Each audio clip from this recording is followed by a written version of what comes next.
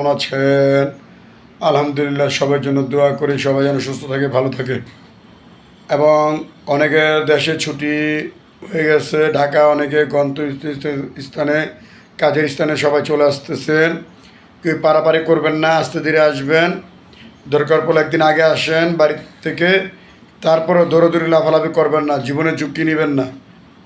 আমরা এদের ভিতরে অনেক পারাপারি করে গেছি, অনেকে দেখছেন লঞ্চে অথবা ট্রলারে অনেকের ক্ষয়ক্ষতি হয়েছে। কিছুদিন আগে একটা বাস দুর্ঘটনায় দৌলদিয়া ঘাটে অনেক ফেরিতে অনেক লোক মারা গেছে।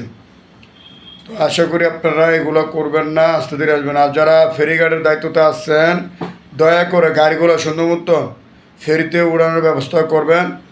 আর ফেরির যে ঘাটটা চারিদিকে আপনারা তাকে বলে অ্যাঙ্গেল দিয়ে বাউন্ডারি দিয়ে দিয়ে দেন, যেন কোনো গাড়ি অ্যাক্সিডেন্টের যেন না হয়, কোনো ক্ষয়ক্ষতি যেন না হয়। আমি দৃষ্টি আকর্ষণ করে বলছি আপনাদের।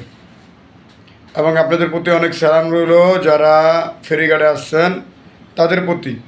আপনারা দয়া করে গাড়ির প্লেস মোতাবেক উড়াবেন। এবং যারা লঞ্চ যাত্রীরা আছেন, লঞ্চ যারা চালান মাস্টাররা এবং লঞ্চে যারা পরিবহন করুন ভাইয়ারা, সবাই দেখবেন সাইডে কোনো লোকজন যেন না থাকে, মাইক দিয়ে অ্যানাউন্স করে ভিতরে নিয়ে নেবেন। কোনো ট্রলার দিয়ে কোনো লঞ্চে লোক উড়াউড়ি পারাপারি নিষেধ করে দেবেন, কেউ উঠবেন না ভাইয়ারা। জীবনে ঝুঁকি নিয়ে কেউ উঠবেন না, দয়া করে আপনাদের দৃষ্টি আকর্ষণ করে বলতেছি ভাইয়া।